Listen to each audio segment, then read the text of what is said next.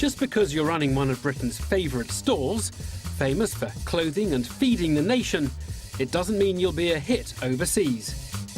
Like many successful retailers, Marks & Spencer became bewitched by the idea that having cracked the UK market, it should conquer the United States. The American market is huge, so the prize for getting it right is enormous. A lot of people have had their fingers burnt in America in retailing. It's difficult to succeed there, but if you do succeed, it's a very big success. Buying an all-American gentleman's outfitter could have been the springboard to opening M&S shops in the States. But instead, it was a multi-million-pound gamble that didn't pay off and ended in an embarrassing retreat.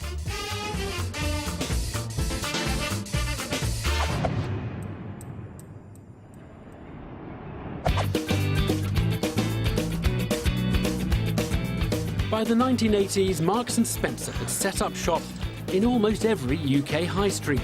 I'm an enormous fan of Marks & Spencer's. This is Marks & Spencer's coat. It's superb. They'd experimented with stores in Europe and Canada and now felt ready to take on the big one, America.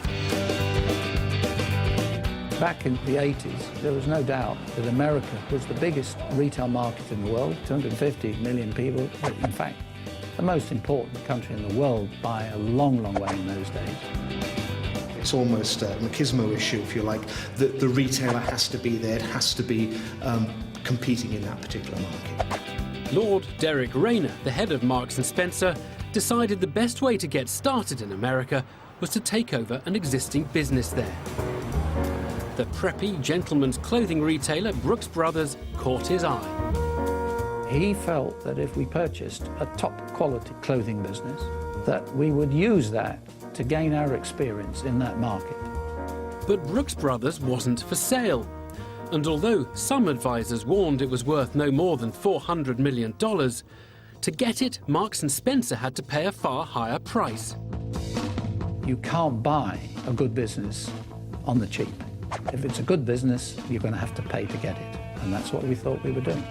They were saying, we have to go into America, and this is the price we have to pay. This is strategic, and that's, shorthand for saying, I'm overpaying, and that's the justification for me overpaying. I don't think there's any doubt we paid more than we should have done.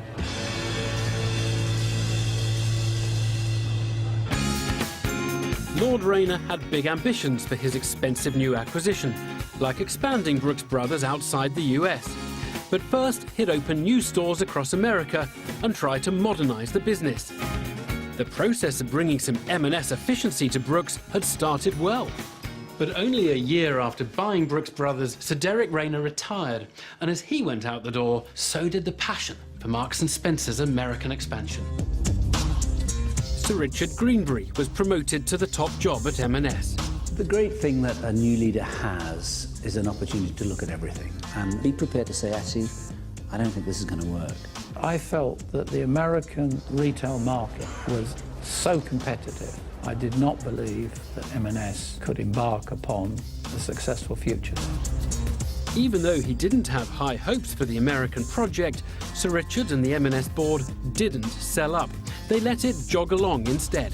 Unless you really in your heart of hearts think, well, we can get this thing to be more valuable by what we do, you get out as quickly as you can.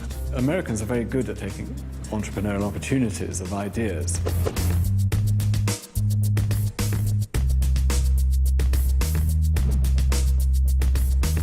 So I think the important thing if you're going to America is to understand that you've got to have something very different to succeed there.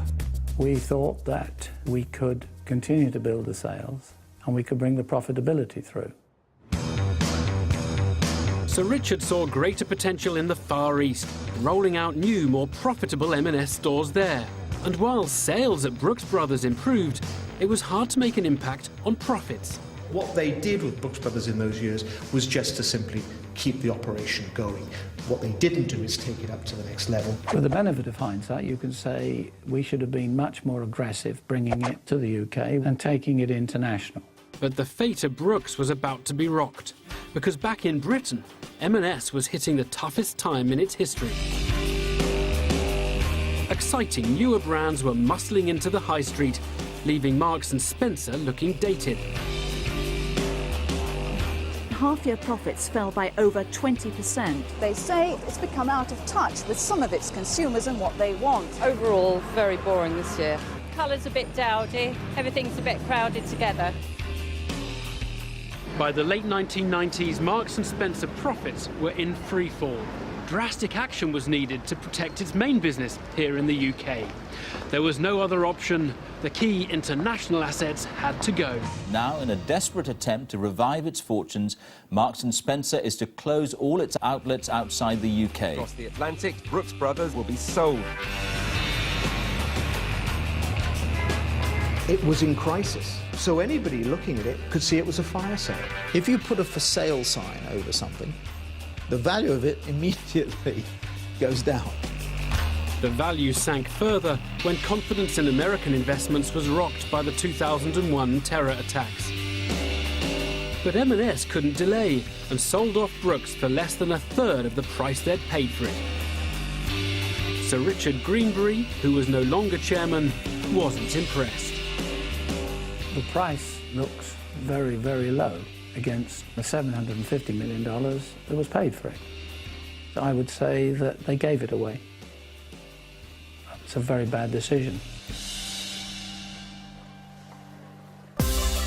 M&S may have bought at a high price and sold at a low one, but perhaps it was just as serious an error to have held on to a business without having total commitment to it. Very difficult to admit that you made a mistake. You've got a lot of emotional capital invested, and you may say, look, it's too early days. You know, we've just made this acquisition 2 or 3 years ago. So reversing direction is very difficult to do. Huge mistakes get made by not stopping them early enough. Go on and on and on backing something which, at what I call your 3 o'clock in the morning moment, you knew wasn't right, and you need to be brave enough to take the consequences at that point. It's not easy, but it saves an awful lot of heartache in the long run. The top bods at a company can usually only handle a few big things at a time. They have to focus their energy on the issues that really matter. The worst mistake is to be half committed to something. You either have to go for it or get out of it, but never dither. Marks and Spencer is only one in a long line of successful British retailers which have faltered in America, including Sock Shop, Laura Ashley and Dixon's. And although M&S never managed to bring Brooks Brothers to Britain, its new owners have opened several popular stores here. As for M&S, it recovered from its slump and is once again planning major international expansion.